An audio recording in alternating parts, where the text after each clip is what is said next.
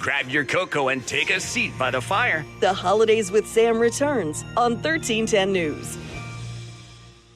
Welcome back to the show. And I think, my mom cannot be alone. She struggles with her phone and with her computer, and she wants to stay connected with me and, of course, her beautiful granddaughter, Avery. And it's a real challenge for some seniors.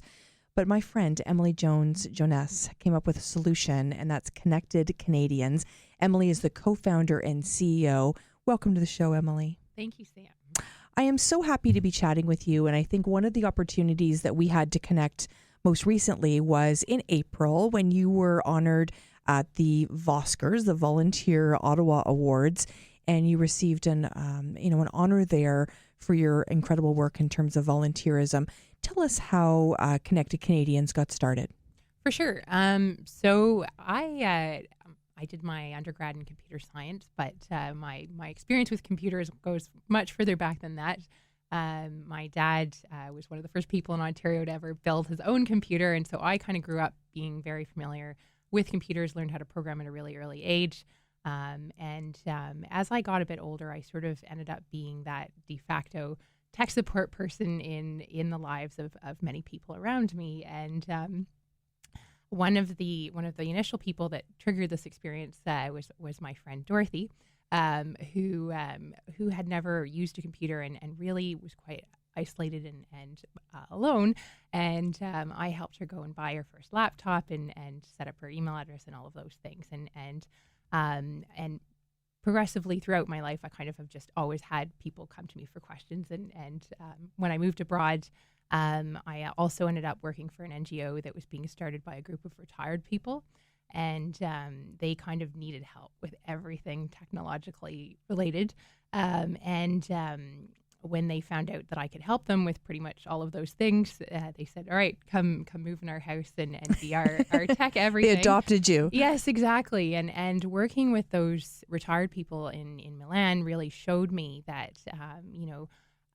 there's this whole wealth of experience out there that can help and change and mold the world if they can just be empowered and enabled with tools that the rest of us are so familiar with. And besides that, so there's different levels, but there are sort of the people who want to continue working, and then there's the people who just struggle with really basic connectivity issues. They don't necessarily know how to use their cell phone properly and all of that kind of too. So there's the whole spectrum of needs out there, and I guess that's really kind is, of how it got started. No, it is amazing to me because I think I just think about my own mom's experience. I mean, she loves getting pictures of Avery when we're traveling, but even sometimes learning how to open those pictures was a challenge at the beginning for her.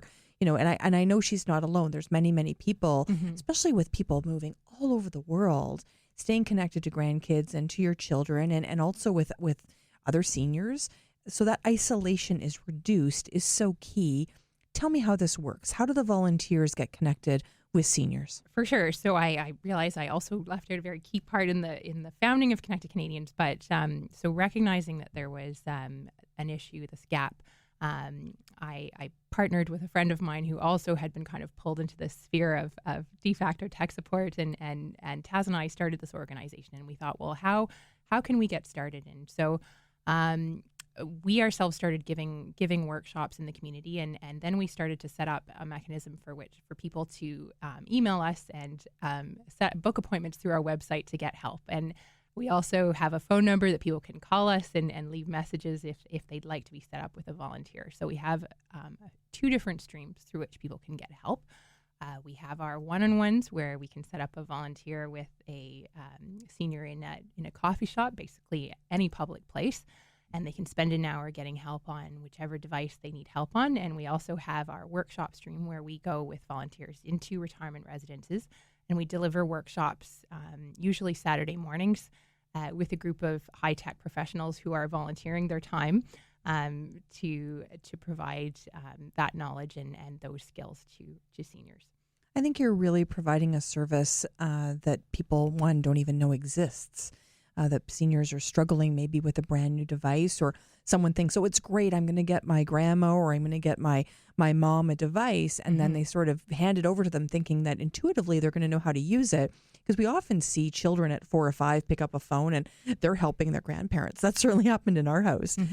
So tell us a little bit about how maybe somebody that's struggling the first time getting a new device, maybe they got one for Christmas, what first steps they should take. For sure. So, I mean, it really depends on who they feel comfortable getting help with. But one of the reasons I really love what we're doing is that often there's sort of friction when you try to get help from a family member. People can get really frustrated. It's sort of like teaching a relative how to drive. Right. It's often better if you go outside your family to get that help, because people will have a lot more patience. So if people need help, we definitely recommend either phoning our phone number, going to our website, booking an appointment, and getting set up with a volunteer. And we have relationships with our volunteers where they will meet seniors on an ongoing basis, sometimes every week, sometimes once a month, until they feel comfortable and proficient in what they're doing. Or we have people who just need sort of a one-off session and they're good. Emily Joanisse from Connected Canadians, you told me a story one time about a man receiving access to a device and allowed him to play some music. Can you share that with us? Okay, hang on. I'm trying to remember which. It allowed him to basically look up songs that he didn't even know he could look up. Oh, yes, for sure. So one of my other activities, I work as a DJ as well, and I love giving our music and technology workshops. So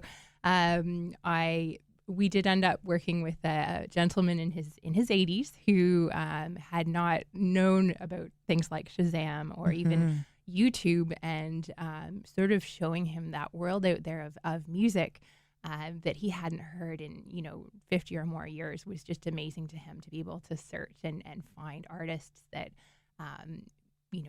he hadn't heard in years and wouldn't have known how to access otherwise. So that's really the common reaction that we get from people who are really beginners to the internet, is just that amazing feeling of empowerment that, wow, there's this wealth of information out there and we never knew we could get it before. So that is sort of the most amazing part, I would say, about this whole experience. And yeah. It's amazing to me because when we had an opportunity to first connect, I just connected with you so much. Like, I just felt like you were someone that I wanted to get to know, and we had the pleasure of working together in terms of Rogers, and we put on, you and I both spoke at a mentor circle event, and you shared your story. And if it was possible, I adore you even more after hearing your story, because I think your story in terms of coming to Canada and your parents' story and all of that is really fascinating. And I think you tell the story about when you were young and how that impacted what you do now. And I believe everybody's story happens for a reason. Do you? I most definitely do. I think there are so many elements of my life that sort of have given me an additional amount of empathy for people that, otherwise I may not have come in contact with them. And part of my story, I think, that you might be referring to is sort of that perpetual feeling of feeling kind of like an old lady as a little kid, and not really having the sense of connecting with people my own age and being isolated and alone. And I think that is one of the biggest reasons that I want Connected Canadians to thrive and grow and help all Canadians to be able to connect to people that they love and interests that they want to know more about, because being isolated and lonely is one of the worst things that there is. Absolutely, I agree. Emily Joanisse, you make my day every time I spend time with you from Connected Canadians. I'm so grateful you've come in studio today. Thank you so much, Sam. Thank you so much. Stay with us. We've got more for you on 1310 News.